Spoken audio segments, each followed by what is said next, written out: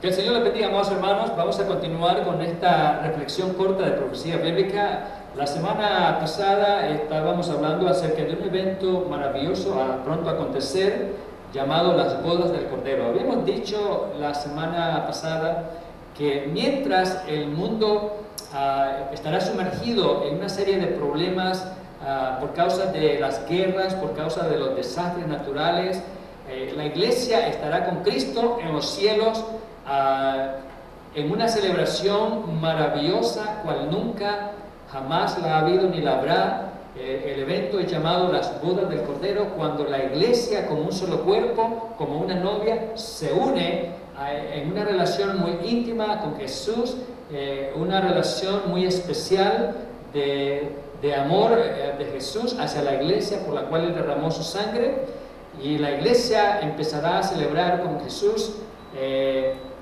esa experiencia maravillosa de bienestar completo, donde no habrá más llanto, no habrá más dolor, más enfermedad, más sufrimiento, ni más tentación. Así es que mientras eso acontece, el mundo estará convulsionado aquí en esta tierra. Ahora bien, la Escritura nos dice claramente que después de un periodo de 7 años de grandes problemas en este mundo, Jesús entonces regresa a este mundo. Entonces hoy vamos a hablar el tema del regreso de Jesús a la tierra, o segunda venida de Cristo a este mundo. Porque cuando Jesús viene por la iglesia, esa no es la segunda venida de Cristo, esa es el rapto de la iglesia, que no es considerado la segunda venida de Cristo. Ahora, cuando Jesús regrese a este planeta, ¿cuál será la condición en este mundo? ¿Qué estará sucediendo cuando Él regrese? Quiero decir que, para comenzar, cuando Cristo regrese a este mundo, un tiempito corto antes de su venida, y que va a llegar hasta ese momento de su regreso, habrá una serie de señales en el cielo y en la tierra, señales cósmicas, señales asombrosas. En Mateo 24-29 se nos dice: e inmediatamente después de la tribulación de aquellos días, el sol se oscurecerá. Esta es una de las cosas que va a pasar antes de que Cristo aparezca. El sol se va a oscurecer. No sabemos si es por causa de un eclipse, o es por causa de la contaminación, o de las bombas que van a ser estalladas en ese periodo bélico que va a haber, pero el sol va a oscurecerse. Y la luna, dice Mateo 24-29, no dará su resplandor. De igual manera, el cielo va a sufrir una especie de interferencia que no va a permitir ver la luz del sol ni de la luna. Y las estrellas caerán del cielo. Habrá una lluvia de meteoro o lluvia de asteroides sobre la tierra. Ahora, noten ustedes este escenario, un cielo oscurecido. Y en ese cielo oscurecido habrá de repente un resplandor sin igual, en el cual Jesús aparecerá. Ese será el retorno glorioso de Cristo a este mundo. Entonces, en medio de ese escenario, los cielos se abrirán y un resplandor ocurrirá, y Jesús aparecerá. Vean lo que dice Mateo 24:30. Entonces aparecerá la señal del Hijo del Hombre en el cielo, y entonces lamentarán todas las tribus de la tierra, y verán al Hijo del Hombre viniendo sobre las nubes del cielo con poder y gran gloria. Entonces, los judíos incrédulos, que hace 2000 años le dieron muerte, y que por más que se les habla a ellos de Jesús, no quieren creer en Él, cuando lo vean descender, van a sufrir un gran impacto emocional al ver a Jesús regresando gloriosamente. De manera que cuando Él aparezca, será la gran sorpresa para todos aquellos que le rechazaron. Ahora, cuando Él regrese y aparezca, ¿dónde va a posar sus pies? ¿Dónde Él va a descender literalmente, físicamente? Zacarías 14:4 nos dice que cuando Él aparezca en el cielo, descenderá sobre el monte de los olivos. Zacarías 14:4 dice: y se afirmarán sus pies en aquel día sobre el monte de los olivos, que está enfrente de Jerusalén al oriente. Y el monte de los olivos se partirá por el medio hacia el oriente y hacia el occidente, haciendo un valle muy grande, y la mitad del monte se apartará hacia el norte y la otra mitad hacia el sur. Cuando Jesús ponga sus pies sobre el monte de los olivos, el monte se va a estremecer y se va a partir, se va a convertir en dos mitades que se separan la una del otro. Es un terremoto enorme el que va a haber. Quiero decirles, hermanos, que hace muchos años empresarios decidieron construir un hotel y restaurante en el monte de los olivos. Y entonces ellos hicieron un estudio del terreno. Y los que hicieron el estudio del terreno dijeron que no era recomendable construirlo porque había una falla geológica que pasaba por debajo del monte de los olivos. Entonces no se construyó el templo, el hotel. Así es que hay una falla geológica esperando ahí. Ahora, hermano, hace 2000 años se dice que ese monte se iba a partir. Hoy, 2000 años después, se está comprobando que hay una falla geológica. Así que probablemente será un terremoto que se va a producir cuando Jesús ponga sus pies y el monte se va a partir y se va a formar un valle entre las dos mitades del monte. Ahora, una vez que Jesús entonces haya descendido y esté físicamente ya de regreso, ¿qué es la misión que Él va a cumplir? ¿Qué son las cosas que Él va a hacer cuando Él regrese? Entonces consideremos a continuación algunos de los propósitos, algunas de las tareas inmediatas que Él va a realizar cuando Él venga. Una de las primeras cosas que Jesús va a hacer cuando Él regrese es que va a destruir al anticristo. Lo va a derrocar, lo va a destronar. También cuando Jesús regrese, van a estar las naciones reunidas en Armagedón, queriendo destruir a Israel. Entonces Jesús regresa para el tiempo en que está la coalición de ejércitos queriendo destruir y barrer completamente a Israel. Las noticias de hoy nos han confirmado que finalmente se hizo un pacto entre las naciones más poderosas con Irán. El primer ministro de Israel ha dicho, ha sido un error muy grande para la humanidad. Porque, hermanos, Irán es una nación que no va a cumplir su palabra. Ellos dicen que ellos quieren avanzar sus programas de energía nuclear con propósitos pacíficos, pero no es verdad. Irán es una nación bélica. Irán es una nación en la que el pueblo constantemente declara muerte a Estados Unidos, muerte a Israel. Los mismos líderes de Irán han dicho que Israel es un cáncer, es un tumor que tiene que ser extirpado. ¿Y cómo ellos van a extirpar, según sus planes, ese cáncer al cual llaman a Israel? Lanzando una bomba atómica.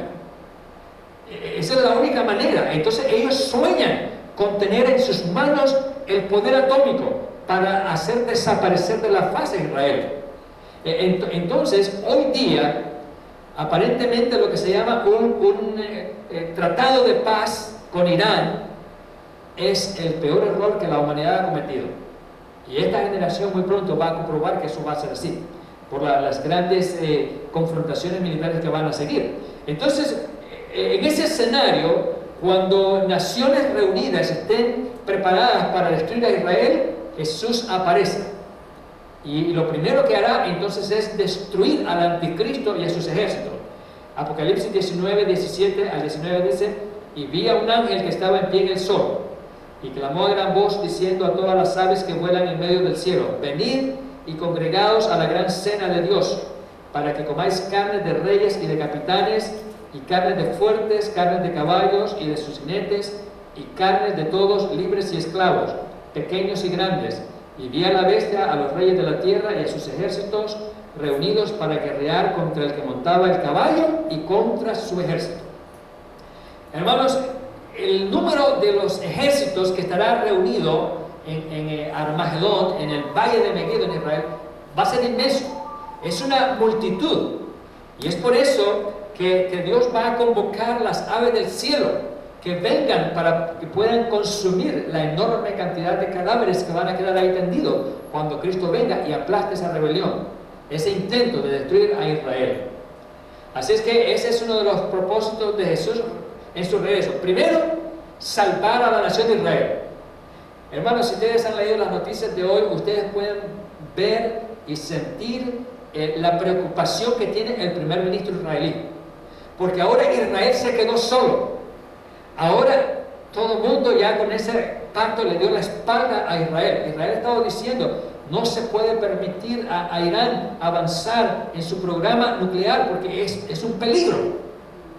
Pero a pesar de los consejos y opiniones de Israel, la decisión hoy ya ha sido tomada y ha sido confirmada.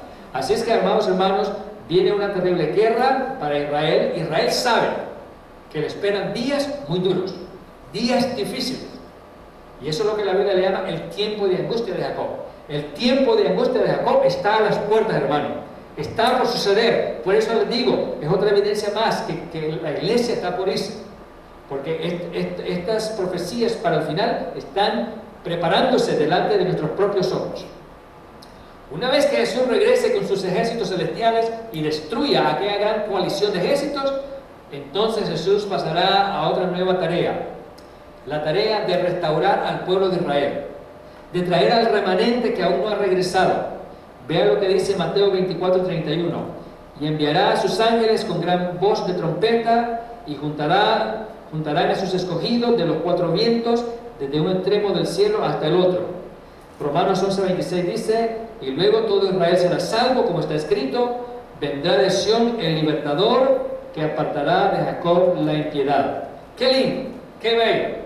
Una vez que Jesús quita el peligro, y una vez que Israel vea al Mesías Jesús como el que los ha salvado del exterminio, van a abrir sus ojos y van a decir: este es nuestro Mesías.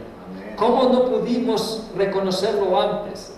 Gracias, Jesús, por habernos salvado. Nuestro destino era la muerte. Nos iban a acabar. Eran muchos contra nosotros. Eso van a decir ellos, hermano. No había salida para nosotros. Pero tú has venido y nos has salvado. Entonces se van a abrir los ojos de ellos. Y entonces Jesús va a sanar sus heridas. Y van a regresar los israelitas que aún no han regresado. Y los va a plantar en su tierra. Y los va a prosperar y los va a bendecir en gran manera. Qué lindo eso para Israel, pero antes le espera un gran sufrimiento. Aleluya. Otra de las cosas que Jesús hará cuando regrese a este mundo, en su segunda venida, es que va a atar y a encerrar a Satanás por 1000 años, para que no siga tentando a las personas y a los gobernantes. Vea lo que dice Apocalipsis 20, del 1 al 3. Vi a un ángel que descendía del cielo con la llave del abismo y una gran cadena en la mano, y prendió al dragón, la serpiente antigua, que es el diablo y Satanás, y lo ató por 1000 años, y lo arrojó al abismo, y lo encerró, y puso sus sellos sobre él, para que no engañase más a las naciones, hasta que fuesen cumplidos 1000 años, y después de esto debe ser desatado por un poco de tiempo. Hermanos, cuando Jesús regrese, va a atar a Satanás y a los demonios. No habrá más actividad demoníaca, no habrá más satanismo, porque Jesús va a atar a este personaje de maldad, el diablo, y a sus agentes. Entonces va a comenzar un gobierno de 1000 años de paz, de prosperidad y de moralidad y de santidad. Entonces será un periodo glorioso que Jesús estará inaugurando. Pero ¿qué más hará Jesús cuando Él regrese? Otra de las cosas que Jesús hará es que va a resucitar los muertos del pasado. Esto es lo que se le llama la primera resurrección, porque la Escritura claramente nos habla de dos resurrecciones, ¿verdad? Habrá una resurrección final, la resurrección de los malignos, de los malos, después del milenio, cuando venga el juicio final. Pero antes de que llegue esa resurrección, hay otra resurrección, es lo que se llama la primera resurrección. Es la resurrección de los muertos en Cristo, los que murieron en Cristo durante la gran tribulación, y los muertos del Antiguo Testamento. Quiero que vayan conmigo a un pasaje, Juan 5, 28 al 29. No os maravilléis de esto, porque vendrá hora cuando todos los que están en los sepulcros oirán su voz, y los que hicieron lo bueno saldrán a resurrección de vida, mas los que hicieron lo malo a resurrección de condenación. Estamos entonces aquí hablando de la resurrección de los muertos antes de la era de la iglesia, lo que llamamos la época del Antiguo Testamento. Entonces David, Abraham, todos ellos van a resucitar. Ellos no han resucitado, ellos no resucitan con la iglesia, Recuerden, cuando Cristo viene por la iglesia, entonces resucitan los muertos en Cristo de la época de la iglesia. Y los vivos, los creyentes vivos son transformados y ascienden. Los vivos no son resucitados, son transformados. Entonces no vamos a experimentar resurrección, sino transformación, los vivos. Pero los creyentes en Cristo de la iglesia resucitan en el rapto de la iglesia. Pero cuando Cristo regrese en su segunda venida, los que resucitan son los creyentes del Antiguo Testamento. David, Moisés, Abraham, todos esos personajes, Isaías, Jeremías, etcétera, etcétera. Todos ellos resucitan para ingresar al milenio. También van a resucitar los creyentes que murieron en la gran tribulación. Los que en la gran tribulación pusieron su fe en Cristo y fueron mártires. Esos van a resucitar para entrar al milenio. Apocalipsis 24 al 6 dice: y vi tronos, y se sentaron sobre ellos los que recibieron facultad de juzgar, y vi las almas de los decapitados por causa del testimonio de Jesús y por la palabra de Dios, los que no habían adorado a la bestia ni a su imagen, y que no recibieron la marca en sus frentes ni en sus manos, y vivieron y reinaron con Cristo 1000 años. Pero los otros muertos no volvieron a vivir hasta que se cumplieron 1000 años. Esta es la primera resurrección. Bienaventurados y santo el que tiene parte en la primera resurrección. La segunda muerte no tiene potestad sobre estos, sino que serán sacerdotes de Dios y de Cristo, y reinarán con él 1000 años. Ahora, recordemos, hermano, los creyentes del Antiguo Testamento resucitan cuando Cristo regrese, para que puedan ingresar al milenio y disfrutar el milenio con Cristo. Los creyentes mártires de la gran tribulación resucitan para entrar al milenio y disfrutar el milenio con Cristo. La iglesia que se había ido antes regresa con Cristo para disfrutar el milenio con Cristo y reinar con Cristo. Así que será un tiempo glorioso. Por eso, hermanos, deseamos que Cristo venga. Primero por la iglesia y después con la iglesia. Porque donde está Cristo, ahí hay triunfo, ahí hay celebración, ahí hay paz, ahí hay prosperidad. Cuando Él venga, va a venir a reconstruir. Porque este mundo va a quedar totalmente devastado por las guerras que vendrán. Este mundo va a quedar totalmente postrado por los grandes cataclismos que van a haber de la naturaleza, terremotos fuertísimos, granizadas horribles, sequías terribles, incendios terribles, lluvia de asteroides. El planeta va a quedar conmocionado y postrado. Pero cuando Cristo venga, viene a reconstruir y crear un nuevo orden, crear una nueva sociedad de paz y prosperidad. Y qué maravilloso saber, hermanos, que nosotros, la iglesia, venimos con Cristo a la reconstrucción. Amén. Venimos a ayudar a Cristo a reconstruir. Y Él será nuestro director, nuestro guía, y nosotros seremos sus ministros, sus siervos, y junto con Él crearemos un paraíso en la tierra. Así es que ese paraíso está por llegar, y es por eso que la iglesia pide a Jesús: Señor, regresa, porque este mundo hace mucho tiempo dejó de ser un paraíso. Hoy día este mundo, hermano, es un tormento, es un infierno. Mucha gente dice: mi vida es un infierno, pero lo que viene es peor todavía. Por eso necesitamos que Cristo regrese, para que ese paraíso se instale sobre la tierra. Demos gloria a Dios por Jesucristo, porque Él es la esperanza, Él es la promesa y Él es la seguridad de que esas cosas maravillosas van a ocurrir. Que Dios nos bendiga y continuamos la próxima semana.